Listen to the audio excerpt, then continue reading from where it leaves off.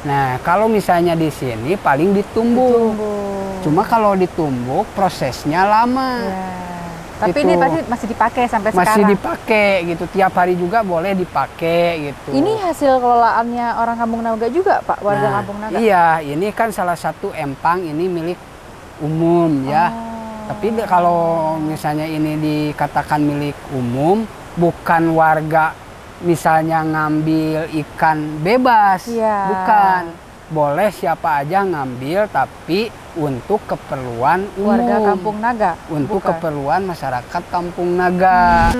Sapunya ini Iya. bekasnya. Iya. Ini tadinya kan ini banyak padinya di sini. Iya. Kan padinya masih diikat. Nah, proses untuk melepaskan padinya dari sapunya di tempat yang Ditumbuk persegi. yang persegi. Iya.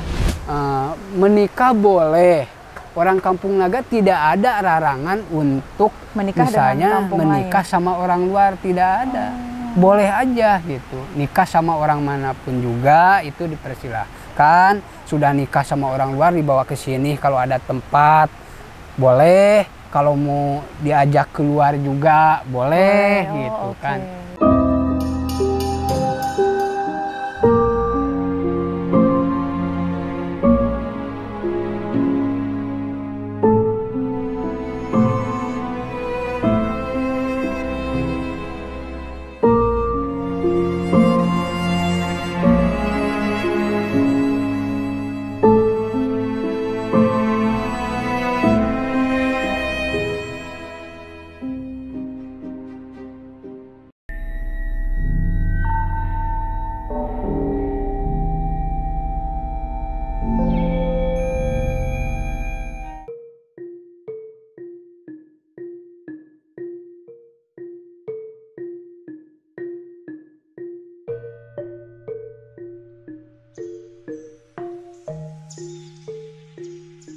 Di tengah arus modernisasi, masih banyak orang-orang yang hidup mempertahankan budaya leluhur mereka di negeri ini.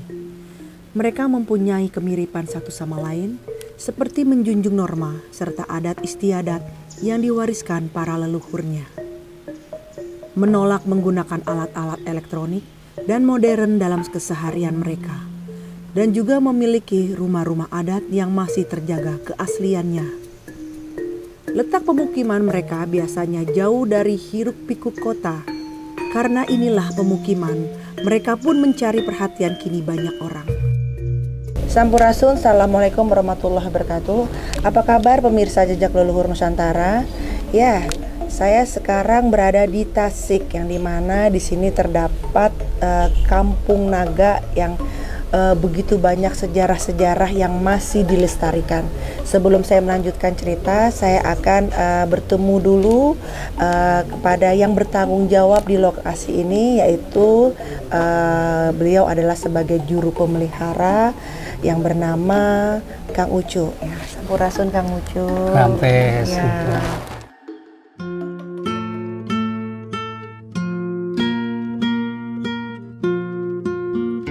Berlibur ke kampung adat adalah pilihan yang tepat untuk lebih mengenal kekayaan leluhur tanah air. Salah satunya adalah Kampung Naga di Desa Neglasari, Tasikmalaya, Jawa Barat. Letaknya yang ada di lembah bukit membuat akses ke Kampung Naga membutuhkan cukup waktu. Namun dari kejauhan pun sudah terlihat bila Kampung Naga merupakan sebuah kampung adat yang masih lestari. Ini hasil kelolaannya orang Kampung Naga juga, Pak, warga Nah, Kampung Naga. iya, ini kan salah satu empang ini milik umum ya. Tapi kalau misalnya ini dikatakan milik umum, bukan warga misalnya ngambil ikan bebas, Iya. bukan. Boleh siapa aja ngambil, tapi untuk keperluan umum. Warga Kampung Naga. Untuk bukan? keperluan masyarakat Kampung Naga gitu. Jadi kalau Ya. ada kegiatan misalnya muludan, rajaban lah, hari-hari besar Islam, terus ada kegiatan sifatnya umum, nah itu ini ikannya boleh diambil di sini, makan bersama gitu. Nah, kalau empang yang lainnya ini kepunyaan masing-masing, ada orangnya. Orangnya warga Kampung Naga. Warga atau- Kampung Naga gitu. Ini ya yang Bapak bilang atapnya pakai ijuk dari pohon apa tadi, aren. Pak? Aren. Iya. Ini total ada berapa rumah Pak ini semua Nah, Pak? semuanya totalnya ada 112 bangunan. 112 bangunan. Itu berikut masjid, balai kampung, sama lumbung padi umum. Kalau rumahnya ada 101 kepala keluarga, ada 8 rumah yang kosong. Kenapa Pak? Nah, itu bukan dikosongin rumah itu. Oh, Tadinya kan rumah itu ada orangnya karena orang tuanya udah meninggal, terus anaknya udah punya rumah lagi, terus anaknya lagi belum nikah. Nanti kalau cucunya misalnya udah menikah, baru bisa ditempatin lagi ke cucunya. Tapi mereka itu kebanyakan pekerjaannya boleh bekerja di luar Pak? Nah, kalau bekerja di luar Kampung Naga boleh. Boleh orang Kampung Naga bekerja keluar. Tapi yang tinggal di sini kebanyakan kerjanya itu tani, di sawah, di kebun, sama membuat kerajinan tangan. Sawah dan kebunnya milik masing-masing mereka? Milik masing-masing. Sawah, kebun itu milik masing-masing. Yang akhirnya itu mata pencaharian dari mereka Mata ya Pak pencarian ya? warga Kampung Naga itu.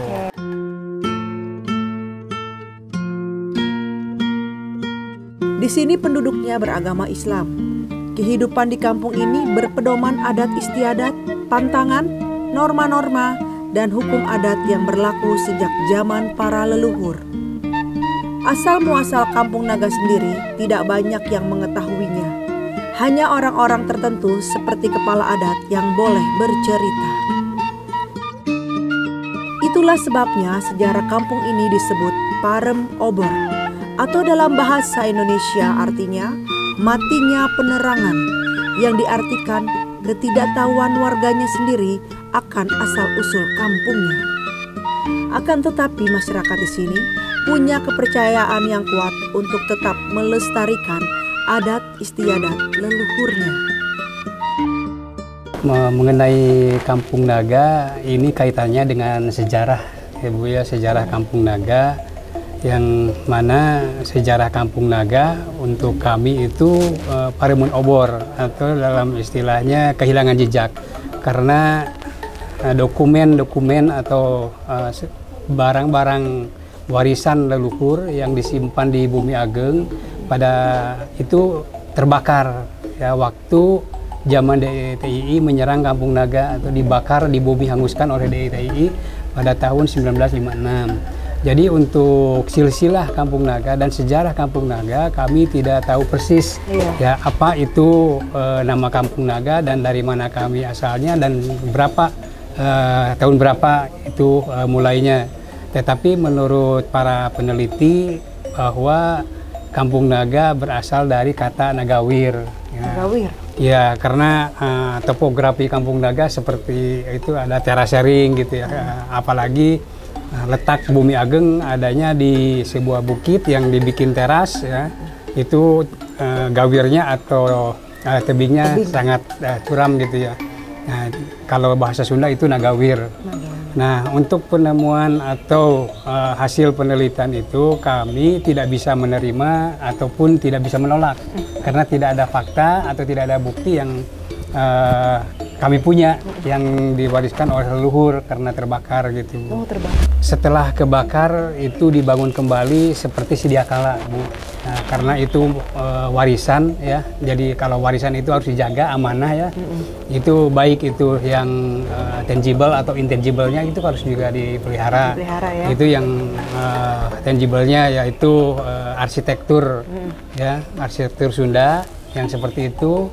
Jadi kami membangun seperti semula ya gitu. Jadi itu dipertahankan sampai sekarang, meskipun sekarang bahan-bahannya sudah mulai susah, Bu ya gitu. Pak, tentunya ya, ya kan? Kami pertahankan sampai kapanpun, apalagi sekarang Kampung Naga merupakan suatu situs purbakala yang dilindungi oleh pemerintah. Oh, dilindungi Kang ya? Ya. Oh, alhamdulillah ya. Nah kan kalau kita lihat tadi saya di lokasi, ada berapa jumlah rumahnya Kang kalau untuk Kampung Naga sendiri? Jumlah rumah atau bangunan di Kampung Naga sekarang ada 112. Tetapi ada perkembangan berarti ya dari awal tuh? Tentu ada perkembangan dari awal.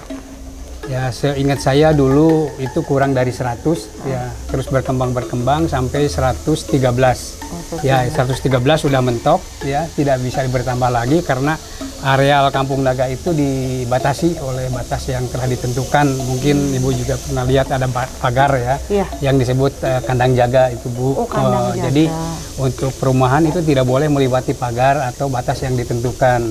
Dan pada saat ini itu ada 112 karena satu rumah itu dibongkar. Kenapa, Kang? Sudah tidak layak huni, mau dibangun kembali gitu. Karena mungkin takut rubuh. Takut rubuh, jadi di masalah keselamatan iya, ya, berarti jadi ya. ingin dibangun kembali. Jadi untuk pemukiman atau untuk rumah itu hanya 113 itu sudah mentok ya, gitu. Nah, kalau saya lihat tadi kan seperti tadi Akang cerita, kurang lebihnya saya mengambil kesimpulan bahwa kelestarian budayanya itu masih dijaga sekali. Nah, untuk acara-acara pelestarian adatnya atau budayanya itu seperti apa, Kang? Yang masih dijaga sampai saat ini? Kami memang sangat memelihara tradisi ya, atau melestarikan tradisi ya, karena tradisi itu sangat penting ya untuk dipelihara ketimbang untuk menggali sejarah gitu Bu ya, untuk supaya Kampung Naga itu tetap terjaga lestari gitu. Ini kan sapunya, ini bekasnya, ini tadinya kan ini banyak padinya di sini, kan padinya masih diikat. Nah, proses untuk melepaskan padinya dari sapunya di tempat yang persegi. Iya. Nah, kalau udah lepas, baru itu dipindahkan ke tempat yang bulat. Nah, itu untuk pelepasan kulit padinya. Supaya jadi berasnya. Ya? Dari gabah itu ya, Pak? Dari gabahnya gitu. Ini namanya lisung ya? Saya baru lihat lisung nih. Jadi satu jam itu mendapatkan 2 kilo beras. Satu orang. Rata-rata 2 kilo lah 1 jamnya. Gitu. Jadi ibu-ibu kalau satu orang numbuk padi misalnya sehari, itu dapatnya kurang lebih 15 kilo atau 20 kilo lah paling banyak, ya, ibu-ibu, paling sedikit 10 kilo. Nah, itu kadang-kadang cukup buat untuk makan satu kepala keluarga 1 minggu. Cukup buat 1 minggu. 1 minggu habis, baru itu numbuk lagi. Nah, kalau orang Kampung Naga membutuhkan banyak berasnya untuk ada hajatan, nah itu mah dibawa ke atas, digiling gitu. Pak, kalau yang lain kita masih bisa lihat yang lain nggak? Bisa masuk ke sini, masuknya ke sini. Ini salah satunya nih airnya, jadi ngalir terus, nggak ada sistem tutup buka. Airnya pakai air ini, Pak? Ya, jadi tapi biasanya jernih karena ya biasanya jernih. Berhubung ini kan hari ini hujan karena di Kampung Naga banyak mata air. Kalau musim hujan airnya coklat karena kecampurin air hujan. Biasanya jernih. Jadi kalau lagi begini mereka pakai air apa adanya dong? Ya? Ada di situ juga ada. Jadi nggak tiap hari misalnya orang Kampung Naga misalnya menggunakan air keruh terus gini, enggak, ada gitu. di sana. Jadi ada di situ juga air yang lebih jernih. Jadi ini rumahnya begini ya, ya, Pak? Ini ya? rumah panggung. Ya, rumah tidak panggung. pakai listrik. Tidak pakai listrik. Dan atapnya dari injuk pohon aren. Pohon aren, dari pohon aren. Terus kalau luasnya semua sama? Nah, kalau ukuran rumahnya di sini kan beda-beda. Ada yang besar, ada yang berdasarkan kecil. apa tuh, Pak? Nah, itu berdasarkan itu boleh. Misalnya tempat. Kalau tempatnya besar ya bikin rumah juga bisa besar. Maksud saya kenapa ada keluarga yang bisa dapat besar, ada yang bisa dapat kecil? Apakah itu pemberian ataukah? Jadi nggak ada yang beli ya, Pak? Nggak ada yang beli ya? Nggak ada. Berarti yang nempatin rumah ini adalah keturunan turun-temurun dari kakek yang dulu? Iya, dari orang tuanya dari kakeknya, jadi kakeknya dari buyutnya. Dari gitu. Selain keturunan dari buyut itu, tidak boleh nempatin rumah ini? Iya, gitu. Nah, jadi diturunkan ke anaknya, ke cucunya. Walaupun gitu. warga sini menikah dengan kampung lain, Pak? Menikah boleh. Orang Kampung Naga tidak ada larangan untuk menikah misalnya menikah lain. sama orang luar, tidak ada. Boleh aja gitu. Nikah sama orang manapun juga itu dipersilahkan. Sudah nikah sama orang luar dibawa ke sini kalau ada tempat. Boleh, kalau mau diajak keluar juga boleh gitu kan. Seperti kampung adat lainnya, rumah-rumah di Kampung Naga juga berbentuk seragam. Rumah berbentuk panggung ini terbuat dari bambu dan kayu. dengan atap dari daun nipah ijuk atau alang-alang. Sejak zaman dulu, jumlah rumah di sini juga tidak pernah berubah, selalu 113 rumah. Kalau mereka mau membangun rumah lagi, mereka harus membangunnya di luar area Kampung Naga. Oh ya, hal lainnya yang cukup menarik ada di Kampung Naga adalah keberadaan Tugu Kujang. Bangunan Tugu Kujang raksasa tersebut merupakan simbol kekuatan yang dimiliki oleh masyarakat suku Sunda yang ada di Jawa Barat. Kujang sendiri merupakan senjata yang digunakan oleh masyarakat suku Sunda untuk pertahankan diri ketika terjadi peperangan. Kujang raksasa yang ada di Kampung Naga diketahui terbuat dari leburan senjata pusaka yang dimiliki 999 kerajaan yang tersebar ada di Nusantara. Proses pembuatan sendiri diketahui melibatkan puluhan empu yang bisa membuat kujang.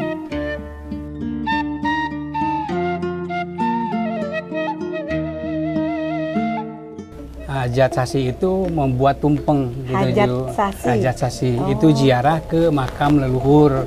Nah, sehabis ziarah itu ada doa bersama dengan membawa tumpeng ya gitu dari masing-masing keluarga, dan gitu makan bersama di masjid dan juga dibawa pulang ke rumah gitu. Jadi setiap warga menyumbangkan tumpeng masing-masing. Bukan menyumbangkan, mereka membawa tumpeng sendiri gitu ya, didoakan di masjid. Dan itu tidak hanya warga yang ada di Kampung Naga. Jadi warga yang ada di luar Kampung Naga, yang di sekitar sini atau mungkin di luar kecamatan ini juga datang ke Kampung Naga. Boleh. Itu warga adat juga, warga Kampung Naga yang adat. disebut warga Sanaga. Oh, jadi warga Sanaga. Itu warga Sanaga. Jadi kalau itu masih bisa untuk mengikuti acara ritual itu ya kan? Iya. Tapi kalau di luar itu nggak bisa berarti kan? Itu di luar itu juga bisa. Misalnya kita pengen melihat, menyaksikan gitu. Itu bisa melihat atau menyaksikan, tapi dengan prosedur atau persyaratan, karena kami ingin menjaga kekhidmatan. Ya. Untuk kami di sini upacara itu bukan suatu event untuk menarik pengunjung, ya, tetapi hanya melaksanakan tradisi atau kewajiban kami ya sebagai ahli waris untuk melaksanakan tradisi. Lebih ke penghormatan. Lebih ke penghormatan. Ya. Jadi pada waktu acara hajat sasi, untuk rombongan yang besar itu tidak diterima di sini. Jadi ditutup sih tidak gitu, karena ada banyak yang penelitian ya ke sini gitu. Ya, mereka juga meneliti tentang hajat sasi atau upacara-upacara adat atau budayanya gitu. Jadi mereka juga dipersilahkan, tetapi dengan prosedur yang telah ditentukan. Setiap gitu. Bulan apa kan?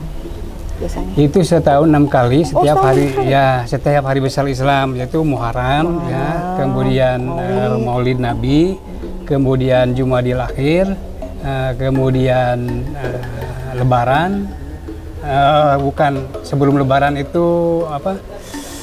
Nisfu Sa'ban. Ya, Nisfu Sa'ban, kemudian Lebaran dan Lebaran Haji. Luar biasa tapi ya, Kang ya. Gitu. Jadi saya ngambil kesimpulan gini, banyak ada istilah bahwa adat istiadat tidak berdekatan dengan agama, ada omongan seperti itu. Namun di sini saya lihat luar biasa. Justru dengan pelestarian budaya, namun kegiatan ritualnya pun lebih penghormatan terhadap agama. Kembali kepada lebih penghormatan kepada Sang Pencipta, kepada Allah Subhanahu wa taala. Betul. Kalau saya lihat acaranya seperti itu ya Kang ya. Ya Muharram, Nisfu Sa'ban, ya kan, Lebaran Haji kan, kalau kita lihat itu kan memang keagamaan, acara-acara keagamaan ya Kang ya. Iya. Nah di sini bahwa masyarakat di sini pun tetap masih menghormat, bukan tetap ya, malah justru menjunjung tinggi ya Kang ya. Betul. Ya mungkin dengan cara yang berbeda ya. Iya. Ya, karena itu yang diwariskan dari dulu, mungkin dari leluhurnya seperti itu gitu ya. Kami juga seperti sekarang, dan kami juga melaksanakan apa yang dilaksanakan oleh orang lain juga gitu, atau muslim yang lain juga gitu. Kan sekarang gini aja, kita kan cara mencintai Sang Pencipta itu kan banyak cara gitu kan. Selama itu baik, kenapa enggak ya Kang ya? Kan dengan cara tumpeng atau gimana itu kan rasa syukur kita gitu kan. Sudah bisa mengalami sudah melewati masa nisfu Sya'ban atau bertemu lagi dengan Ramadan itu kan rasa syukur ya Kang ya. Ya memang mengekspresikannya ya dengan cara masing-masing gitu. Tapi kalau kayak gitu kesolidaritasnya kuat ya Kang? Alhamdulillah Bu, sampai saat ini kuat. Nah, salah satu hal yang harus kamu ketahui juga mengenai Kampung Naga adalah cara mereka menjalani kehidupan di tengah suasana alam yang jauh dari perkotaan. Masyarakat Kampung Naga sendiri diketahui memanfaatkan pencahayaan dari api obor yang biasa disebut damar dan ocor. Meskipun pemerintah sempat memberi penawaran untuk pengadaan sumber energi listrik di kampung tersebut, namun hal tersebut ditolak oleh sebagian besar masyarakat Kampung Naga. Alasannya, karena mereka sendiri masih tetap ingin menjaga kelestarian budaya leluhur dan kesetaraan sosial di masyarakat. Kebiasaan yang dimiliki oleh seluruh masyarakat Kampung Naga adalah suka bergotong royong. Masyarakat Kampung Naga dikenal memiliki solidaritas yang cukup tinggi antara warganya. Hal tersebut dapat dilihat ketika warga sedang melakukan perbaikan rumah. Nah, ketika salah seorang penduduk sedang memperbaiki rumah, maka seluruh masyarakat yang ada di Kampung Naga biasanya ikut membantu untuk melakukan perbaikan rumah tanpa pamrih.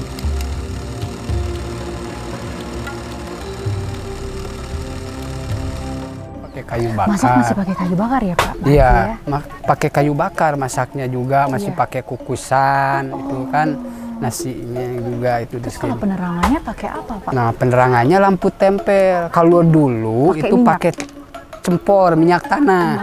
Nah, kalau sekarang udah pakai lampu tempel. Nah, atau lampu lentera gini. Oh, lentera. Ya, kalau dulu mah kan cempor itu kan nggak ada kacanya. Pas bangun tidur pagi teh kan hidung hitam. Kalau ini mah enggak gitu. Jadi warga Kampung Naga kebanyakan sekarang menggunakan lampunya gini. Ini pakai minyak tanah. Nah, minyak tanah di Kampung Naga alhamdulillah itu disubsidi ke pemerintah. Kebutuhan masyarakat itu kan dipenuhi ke pemerintah. Rumah-rumahnya udah usia berapa ya? Paling di tahun 58. Karena tahun 56 kan Kampung Naga ini kan habis dibakar zaman gerombolan. Gerombolan UDI. Jadi yang semua paling kampung dibakar? Iya, habis. Ya Allah. Nah, sudah tahun 56 dibakar, udah aman, 58 terus didirikan lagi tapi bertahap di sini ya. Bertahap. Nah, jadi yang paling lama mungkin bangunan di sini tahun 58 masih ada di situ. Tapi udah rusak, tapi belum direnovasi itu. Nah, ini udah berapa kali renovasi nih? Pasti udah pernah ada renovasi ya Pak ya? Ada, rumah saya juga ini tahun 2000 renovasinya baru 1 tahun. Tapi ini. tetap harus pakai ijuk ya? Ya iya kalau di sini. Selain teguh menjaga tradisi yang diwariskan oleh leluhur, masyarakat Kampung Naga juga dikenal sangat taat dalam menjalani pantangan. Masyarakat Kampung Naga sendiri diketahui masih menjalankan pantangan atau ketentuan hukum tidak tertulis yang diwariskan oleh nenek moyang mereka. Masyarakat Kampung Naga sendiri percaya bila pantangan tersebut dilanggar dapat menimbulkan malapetaka atau kerugian bagi hidup mereka. Masyarakat Kampung Naga sendiri percaya bila pantangan tersebut dilanggar dapat menimbulkan malapetaka atau kerugian bagi hidup mereka. Kan Kang, satu contoh aja pamali yang nggak boleh dilakukan itu apa, seperti apa? Kita kan saya kan tamu ya Kang. Ya, saya kan harus menghormati, wajib karena ini kan punya adabnya, punya etikanya, punya ya masyarakat tersebut kan menjunjung tinggi adab dan etika. Ya kayak saya tamu ya kurang lebihnya boleh tahu pamali yang nggak boleh dilakukan tuh apa? Ya, salah satu contoh yaitu di Kampung Naga ada hutan ya Bu ya. Kita kan ada 2 hutan, yang di sebelah timur ke sebelah sungai. timur Sungai. ya pinggir sungai Pinggir itu pinggir sungai. hutan larangan, dan di sebelah baratnya atau di lebih ke atas gitu, ke atas Kampung Naga itu hutan keramat. Ya. Nah, itu hutan larangan, tidak seorang pun yang berani masuk ke sana dan tidak seorang pun yang berani mengambil sesuatu dari sana. Gitu. Gitu. Meskipun orang tidak melarang atau lembaga adat tidak melarang, kalau misalkan salah seorang mengambil sesuatu, oh jangan gitu ya, tidak, ya dibiarin aja gitu. Nanti kan sanksinya dengan dia sendiri. Pernah ada kan? Itu kalau untuk warga Kampung Naganya sendiri tidak ada, tapi ada warga yang tidak tahu, yang dari luar ada. Gitu pernah ada yang masuk gitu, tapi kalau untuk nebang atau untuk ambil itu, nah, itu yang tidak ya gitu. Kang, yang terjadi apa tuh Kang kalau kayak gitu Kang? Yang pernah terjadi? Itu pernah ya, ada yang ketemu ada orang di dalam tahu-taunya gitu ya. Ada apa? Ada orang di dalam, nah, jadi tidak bisa keluar. Oh, gitu. Jadi kayak dibuat nyasar. Iya, tapi menurut orang tua, dalam artian nyasar itu kasarung kan ya Bu ya, iya, kalau bahasa Sunda itu kasarung, tapi itu kasarung itu bukan berarti hanya kasarung tidak bisa menemukan jalan keluar, tetapi itu ada kasarung lampah gitu Bu ya. Apa tuh Pak lampah? Itu lampah itu tingkah laku atau pikiran kita gitu ya, jadi kasarung sepertinya mati gitu Bu ya. Kayak gila gitu. Iya, jadi tidak bisa berkembang. Jadi kayak stres gitu. Iya, Ya, gitu. Jadi ada gangguan dari ini. Iya, gitu. Itu bisa seperti itu. Kang, itu kalau saya lihat ya, sungai itu kan deras banget. Pernah nggak terjadi banjir? Itu pernah. Longsor bagaimana? Ada badang gitu? Kalau longsor besar sih nggak ada. Kalau longsor kecil ya, karena Kampung Naga berada di lokasinya lembah gitu ya Bu, kemudian sawah di sekeliling sawah ya, tentunya pasti biasanya setelah musim kemarau ada longsor gitu. Tapi kalau longsor yang mengakibatkan Kampung Naga banjir itu enggak ya. Kalau banjir besar tidak setiap tahun sih, tapi itu sering, tapi tidak sampai ke kampung. Mungkin paling tinggi sampai ke kolam, kan sebelum kampung ada kolam-kolam gitu, sampai kerendam itu. Punten Kang, ya. Mohon maaf nih, mungkin saya salah. Tadi ketika saya di sana, Kampung Naga saya lihat, ini batin saya ya Kang, punten ya kalau saya salah ya, gitu ya. Kalau saya lihat itu bukan sekedar kampung, tapi ada energi kuat yang menjaga sekelilingnya. Nah itu saya nggak tahu itu apa, cuman yang saya rasakan dari sekeliling itu ada yang jaga, bukan manusia, bukan hanya manusia itu hanya estafet saja untuk menjaga kampung situ. Tapi yang saya rasakan ketika saya di sana di situ, memang itu nggak boleh, istilahnya tidak boleh putus obor di daerah situ, gitu harus tetap terjaga terus, karena saya lihat ada sebuah kampung lain ya Kang ya, tapi positif ya Kang, bukan kampung yang negatif. Apakah atau cerita kampung setan lah atau apa, enggak, kan energinya kuat sekali yang mengelilingi dari Kampung Naga tersebut. Saya lihat tadi seperti yang saya rasain, mungkin saya salah. Ya mungkin Bu ya, yang saya rasa itu soalnya banyak juga para pengunjung ya, atau yang ada pengunjung meditasi gitu ya, mereka juga merasakan seperti itu. Pas mereka turun gitu ya, kelihatan Kampung Naga, mereka biasanya berhenti sejenak di situ sampai 15 menit gitu Bu, biasanya. Termasuk gitu kan. Gitu. Tadi saya pas lagi turun, saya turun. Ada harus yang saya bukan memang harus saya hormatin gitu kan, karena saya kayak masuk dalam sebuah frekuensi. Saya bilang, oh ini kelihatannya ya kampung perkampungan, ya ada orang-orangnya, tapi sesungguhnya justru yang saya rasain, beliau-beliau yang ada di situ tuh, para warga perkampungan di situ hanya menduduki aja, simbolis. Sebenarnya memang ada perkampungan di situ, yang saya merinding tuh Kang. Yang saya rasakan seperti itu, yang saya rasakan ada perkampungan yang tidak terlihat. Tapi bukan negatif, bukan. Cuma memang bunyinya itu loh. Pas mau turun saya sempat diam dulu, karena saya merasakan wah ini bukan sekedar Kampung Naga, namun memang ada sebuah energi yang dimana yang ada perkampungan. Kalau yang saya rasa seperti itu yang memang harus dijaga, dilestarikan, cuma memang harus ada penduduk Kampung Naga asli yang tidak boleh warga lain yang memang udah harus terah dari keturunan di situ yang harus di situ menjaga. Tapi ada kekuatan energi lain yang saya rasakan seperti itu. Makanya saya langsung diam di sini. Saya ajak ngomong para tim saya bahwa ya kita harus punten nih, saya bilang gitu. Karena ternyata bukan sekedar kampung biasa, cuman ya itu simbol-simbol yang dimana ada hal yang besar yang saya lihat seperti itu. Ya, Kang Ucu, atur nuhun. Ya, saya senang banget hari ini. Sebenarnya pengen bicara panjang lebar, cuma memang waktu sudah mengharuskan saya pulang gitu ya, kembali lagi ke Bogor. Terima kasih banyak untuk waktunya, untuk kesediaannya. Udah kita saling silaturahmi. Kang Ucu membantu Jejak Leluhur Nusantara dalam menjelaskan tentang Kampung Naga ya. Sama-sama Bu. Ya, semoga bisa jadi saudara ya Kang ya. Amin. Saya selalu kayak gitu. Ya. Saya selalu gitu ke juru pemelihara saya temuin gitu kan. Jadi makanya kalau saya kemana mereka ngadu, tadi ada Teh Feni kesini gitu, karena saya bilang kalau bisa pertemuan itu bisa menjadi hal yang baik, kita bisa jadi saudara ya. Atur nuhun Kang, sehat selalu, sehat walafiat, salam buat keluarga ya. Ya, pemirsa Jejak Leluhur Nusantara, hari sudah semakin malam.